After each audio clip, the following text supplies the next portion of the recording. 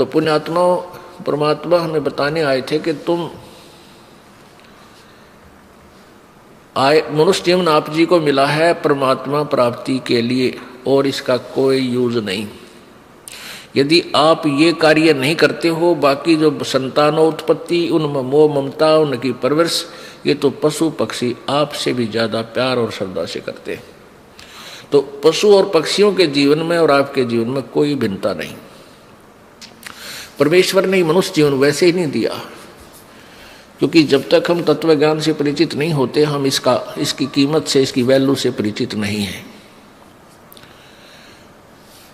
परमेश्वर ने ये हमें शरीर दिया मनुष्य का, इसमें सद्बुद्धि दी, हाथ पैर ऐसे दिए कि हम मकान बना सकते हैं, झोंपड़ी डाल सकते हैं, गर्मी सर्दी से बच सकते हैं, समय पर खाना बनाकर खा सकते हैं, मेहनत मजदूरी करके हम अपनी रोजी रोटी कमा सकते हैं।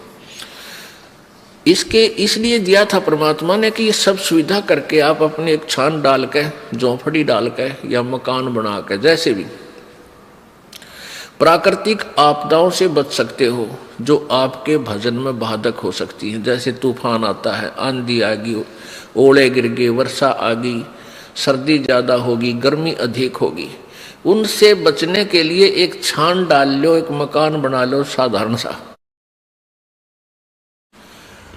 और अपनी रोजी रोटी के लिए काम भी करो और भगवान भी भजो। पुण्यात्माओं, काल ने इस कलयुग में सारे हथकंडे अपना लिए कि ये भगवान भक्ति ना कर सके ये मनुष्य। इतनी विज्ञान की तरक्की करवा दी, ऐसे रेडियो, टेलीविजन, एफएम दिन रात चलने जा बकवास, किसी टाइम ऑन कर ले टीवी ने, जब नाच गाने शुरू पाएंगे। मोबाइलों के अंदर सारी बकवास भर लो, सारा दिन कान का लाए रहो, दूसरे ना पता के कर रहा, कान में ला और जेब में डाल ले, सुने जा बकवास सारा दिन। और फिर अब ये शिक्षा बना दी। अब शिक्षा इसलिए आवश्यक थी, काल ने तो बनाई है हमारे को भगवान से दूर करने के लिए, यह शिक्षा का स्तर। और परमेश्वर ने पता था कि यह शिक्षा स्तर आवेगा, शिक्षा का समय, तो मैं अपने बच्चों को अपनी पहचान बता सकूंगा, सदग्रंथों को दिखा सकूंगा। और जब आपको ज्ञान हो जाएगा, फिर आपके अंदर वो दोष नहीं रहेगा जो शिक्षा से उत्पन्न हुआ। क्या हुआ कि अब कितनी फैक्ट्रियां, कितने प्रकार के ये सरकारी कार्यालय खुल गए, इनमें जो एम्प्लॉइज हैं, कर्मचारी अधिकारी हैं, अब ये बहुत बिजी रहते हैं। आप देखो बैंक में एक कलर को समय नहीं लगा रहता है, फिर वो सारा दिन तो वहाँ डिस्टर्ब माइंड आते फिर क्या घूटी लाओगा या फिर टेलीविज़न चलाओगा मनोरंजन के लिए, और फिर पढ़ कर सो जाएगा, तड़के खा कर रोटी सुबह फिर भाग लेगा।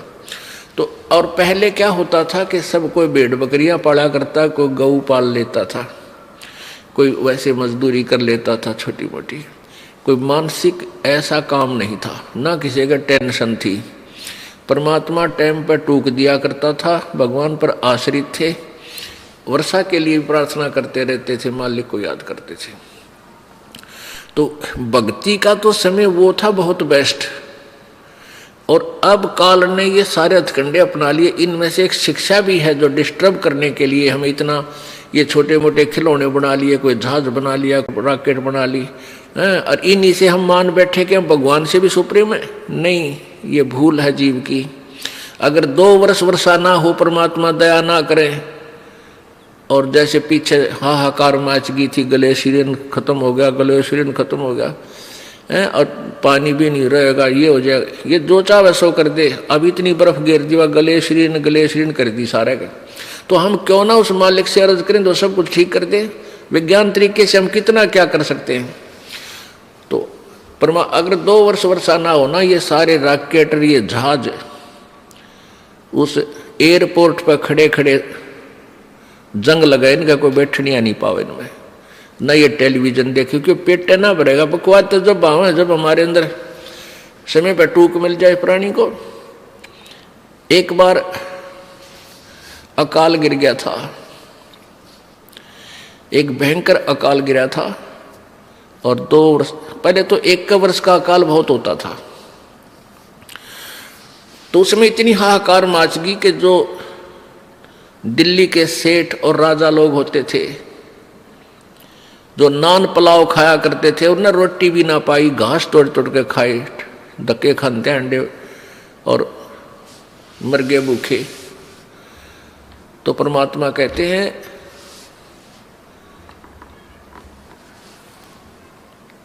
शहजादे मांगत फिरे, वो दिल्ली के उमराव, जिन रोटी पाई नहीं जो खाते नान पुलाव।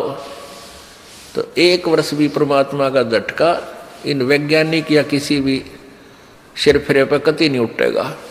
इसलिए परमात्मा हमें ये याद दिलाना चाहते हैं कि मनुष्य जीवन आपको इसलिए मिला था कि आप परमात्मा की भक्ति करो और पीछा छुटा व्याह से। तो जैसे अब मानसिक काम ज़्यादा हो गया, मानसिक काम नहीं है, उनको टेंशन बनी रहती है। क्यों? पैसे वाला शराब भी पीवे, बकवाद करे, सारे उत्पन्न करेगा। तो शराब पी कर आता है घर में, उसके पत्नी और बच्चे उससे दुखी हो जाते हैं, टेंशन का कारण बन गया। कोई भी घर खाली नहीं रहा जिसमें कोई नशा ना करते हो। या बिजली क्यों गिर गई? क्योंकि काल नहीं चाहता कि ये प्राणी भक्ति करे। मान लीजिए कोई एक घर का सदस्य उपदेश ले भी लेता है तो बाकी शेष जो है वो सारे आन उपासक, और कोई ना कोई बैल, कोई मांस खाता है, कोई अंडा खाता है, और कोई शराब पीता है, कोई तम्बाकू पीता है। और फिर आन उपासना में इतने गहरे रंगे जा चुके हैं कि उस सत साधक के साथ संघर्ष शुरू कर देते हैं, उसके नाम को भी खंडित करवाने की चेष्टा करते हैं। ये काल का जाल है। तो इसके लिए हमने सावधान होना है और पूरे विश्वास के साथ मीराबाई, ध्रुव और प्रहलाद जी की तरह हमने दृढ़ होकर इस मार्ग को अपना सफल करना है। तो प्रसंग चल रहा है कि साईं इतना दीजिए जिसमें कुटुंब समावे, हम भी भूखे ना रहे, अतिथि ना भूखा जावे। अब हमारे लिए परमात्मा ने ये उदाहरण दिया है कि इस कलयुग में, अब वर्तमान में जो माया जोड़न की दौड़ लगी है, ऐसी होड़ लगी है कि इस इंसान को माया के सिवाय पैसे के अतिरिक्त कुछ भी दिखाई नहीं देता। ना नाता दिखाई देता है, ना कोई लाज शर्म लोग की रह रही है। तो ये ऐसा क्यों हो गया? अज्ञानता से। परमात्मा कहते हैं ये काया तेरी है नहीं, माया कहां से हो, और चरण कमल में ध्यान रखो, इन दोनों को खो। अब काया तेरी है नहीं, शरीर है तेरा नहीं, और तू संपत्ति ना अपनी मान बैठा, नालायक के भूल पड़ गई तेरे। तुम मालिक को याद कर, ये ना तेरी शरीर है ना तेरा संपत्ति है, इन दोनों को भूल जा और मालिक ने याद रख। इस मिट्टी से ये 5 तव का पुतला जब ये समाप्त हो जाएगा, इसका समय पूरा होगा, उसी समय इसको सभा कर देंगे, जला देंगे, ये राख बन जाएगा, पहचान भी नहीं होगी ये किसकी है, और इसके ऊपर गद्दे लोटा करेंगे। और इस मिट्टी से हम लाभ उठा सकते हैं, परमात्मा पा सकते हैं, इस मिट्टी से हम सोना बना सकते हैं। उसको भूलकर हम केवल एक ही काम लगे रहते हैं, संपत्ति माया जोड़ने के। अब इधर पश्चिमी देशों में क्या है, माया की कमी नहीं रही, उनके पास बहुत धन हो गया। अब वो धन हो गया तो उनको धन बहुत हो गया, अब उनको शांति नहीं। शांति प्राप्त करने के लिए वो उस माया ने छोड़ कर नो कहे बाहर जंगल में बैठते हैं जा करके, हफ्ता 10 दिन 15 दिन किसी तरह शांति मिल रहा है। तो पुण्यात्माओं, इस बीमारी ने कट्ठाई क्यों करे? परमात्मा पर विश्वास रखो, कैसे मदद करेगा भगवान आपकी। कबीर साहब कहते हैं साईं इतना दीजियो जिसमें कुटुंब समावे, हम भी भूखे ना रहें, अतिथि न भूखा जावे। इतना मांगिए। परमात्मा जब आप सच्ची भक्ति करोगे, आपके किसी भी कार्य में बाधा नहीं आने देगा। अब हम अपने परिवार के लिए जो मांग कहा है कि भी हम भी भूखे ना रहें और अतिथि ना भूखा जाए, सब कुछ आ गया। यानी रिक्वायरमेंट ऑफ द फैमिली, अपने परिवार की आवश्यकताओं को से अधिक डिमांड भगवान से नहीं करना। और फिर जो आपके पास पैसा शेष बचता है उसको पुण्य में अधिक लगाओ, जैसे परमेश्वर ने स्वयं ये लीला करके दिखाई। परमेश्वर कहते हैं, दान दिए धन घटे नहीं, चढ़ी चोंच भर ले गई नदी न घट्यो नीर। और दान दिए धन घटे नहीं, कह रहे साहिब कबीर। परमात्मा कहते हैं, देते को हर देत है जहां तहां से आन, और ना दिया फिर मांगते फिरियो, परमात्मा सुना नहीं कान। जैसे किसी ने पिछले जन्मों में पुण्य किया है, आज वो गाड़ियों में चलते हैं, बहुत अच्छी व्यवस्था घर की है, और जिन्होंने पूर्व जन्मों में दान नहीं किया, आज वो गरीब इतने हो गए हैं, मजदूरी भी कर लेते हैं, कोई कागज चुगते फिरते हैं, दिए भाई बाबा दिए, कोई नहीं देता चवन्नी। तो क्यों नहीं देता? क्योंकि उसने पिछले जन्म में पुण्य नहीं किया। तो कहते हैं, परमात्मा कह रहे हैं कि देते को हर देत है। किसी ने दान किया है पूर्व जन्म में, तो आज भगवान उसके ठाठ कर रखे हैं, और अब भी दान करोगे तो इस जन्म में भी मिलेगा आपको, और अगले में भी, नेक्स्ट में भी मिलेगा। और दान करोगे ही नहीं तो दोगे, मिलेगा कहां से? देते को हर देत है जहां तहां से आन। और जिसने दान नहीं किया, नहीं दिया, सो मांगते फिरियो, परमात्मा सुने नहीं कान।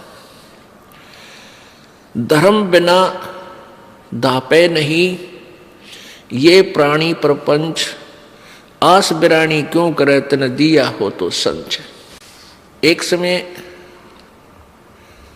परमात्मा कबीर जी जब यहाँ वो परमेश्वर बनारस के अंदर काशी में लीला करने आए हुए थे, वो यही ज्ञान प्रचार किया करते थे जैसे दास आपको बता रहा, जो परमात्मा ने, परमेश्वर कबीर जी ने 600 वर्ष पहले अपने मुख्य ज्ञान में, तत्व ज्ञान में बोला था। उसी ज्ञान को परमात्मा प्रचार किया करते थे, और दोनों धर्मों को, हिंदू और मुसलमानों को, दोनों को कहा करते, तुम एक ही प्रभु के बच्चे हो, तुम अलग अलग नहीं हो। तुम आपस में झगड़ा करते हो, एक दूसरे को हीन सिद्ध करने की चेष्टा करते हो, ये तुम्हारा व्यवहार ठीक नहीं, क्योंकि तुम परिचित नहीं परमात्मा से। हिंदू को कहते थे और मुसलमानों को भी समझाते थे कि तुम जो साधना कर रहे हो, तुम्हारी साधना ठीक नहीं है।